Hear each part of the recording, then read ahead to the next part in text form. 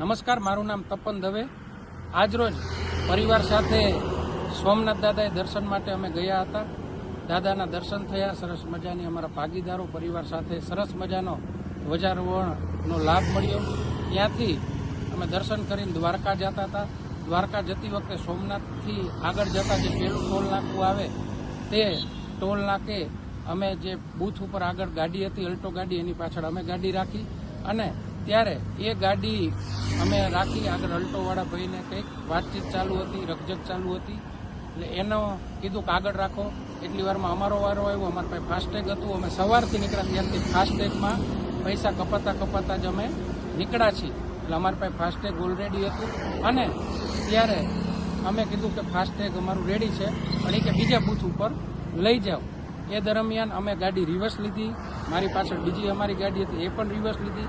એટલી વારમાં એમ્બ્યુલન્સ આવી, એમ્બ્યુલન્સ સાયરન વગાડતી આવી, એટલે અમે રસ્તો કરી દીધો એમ્બ્યુલન્સને જવા માટે અને એમ્બ્યુલન્સ ત્યાંથી નીકળી ગઈ। એટલી વારમાં 5-7 ગાડી જે છે એ પાછળ આવી ગઈ, ત્યારે અમારી ગાડી રિવર્સ જાય એવું હતું નહીં, 5-7 ગાડીને આમ ફરીને જવું પડે। એટલે મેં બૂથના જે કર્મચારી હતા એને કીધું કે અમારી ગાડી તમે અહીંયાથી ટોલ કાપી લો અને આગળ જવા દો, પરંતુ એ ઉદ્ધતાએ ભર્યું વર્તન કર્યું। મેં કીધું ભાઈ તમે શાંતિથી કહો, પૈસા અમારા આમાં ઓનલાઈન કાપી લો અને તમે જવા દો, પરંતુ એને કોઈને કોઈ કારણોસર શું લપ કર્યું હોય કે ગમે હોય ઈરાદાથી પણ કે કોઈનો નહીં રિવર્સ કરતા હતા। એટલી વારમાં ત્યાં ટોલ પ્લાઝા ઉપર બેઠેલા કોઈ કર્મચારીઓ કે કોઈ અહીંયા માણસો હતા એ આવી અને પરિવાર સાથે હતા, તેમ છતાં એ ગાડી બીભત્સ ગાળો બોલવા માંડ્યા। મેં કીધું ભાઈ ગાળો ન બોલો, જે વિષય હોય એ આપણે શાંતિથી વાત કરી, પણ કોઈ વાત સાંભળવા તૈયાર નથી, ગાળાગાળી કરી અને શું ઈરાદે આવ્યા હોય એ પણ મને ખબર નથી। એક ભાઈ પ્લાસ્ટિકનો પાઇપ લઈને આવ્યા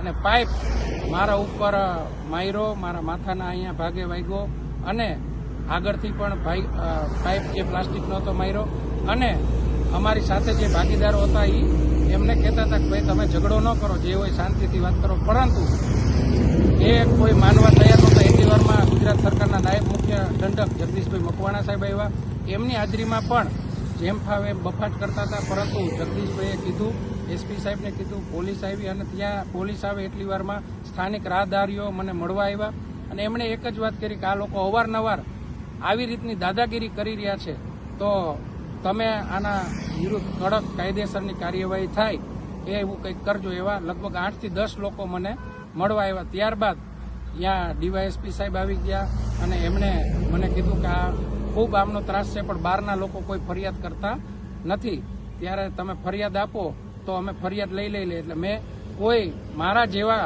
બીજા રાહદારીઓ આવા લુખા તત્વોનો ભોગ ન બને એટલા માટે મેં કાયદાની રૂએ મેં ફરિયાદ આપી છે।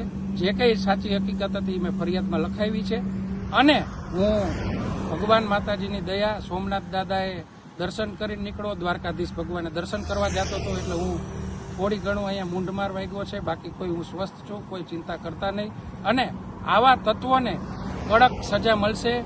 પોલીસ પણ ખૂબ પ્રો લેવલે એક્ટિવ થઈને કામગીરી કરી રહી છે।